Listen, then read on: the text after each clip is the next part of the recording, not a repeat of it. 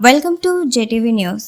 కూకట్పల్లి పరిధిలోని కైతలాపూర్లో రన్నింగ్లో ఉన్న కారు నుంచి అకస్మాత్తుగా మంటలు చెలరేగాయి. కైతలాపూర్ నుంచి మూసాపేట వెళ్తున్న ట్రావెల్స్కు చెందిన స్విఫ్ట్ డిజైర్ కారులో షార్ట్ సర్క్యూట్ కారణంగా మంటలు అంటుకున్నాయి. గమనించిన కార్ డ్రైవర్ యజమాని సుధాకర్ అలర్ట్ అయి రోడ్డు పక్కకు కారు నిలిపారు. స్థానికులు స్పందించేలోపే కారు పూర్తిగా కాలిపోయింది. ఒకసారిగా కారులో మంటలు చెలరేగడంతో చుట్టుపక్కల స్థానికులు భయాందోళనకు గురయ్యారు. కారు యజమాని సుధాకర్ నిజామాబాద్ పిట్టలం ప్రాంతం నుంచి నగరానికి వచ్చి ట్రావెల్స్లో వాహనం నడుపుతున్నాడు. కారు కాలిపోవడంతో ఉపాధి కోల్పోయినట్లు తెలిపారు.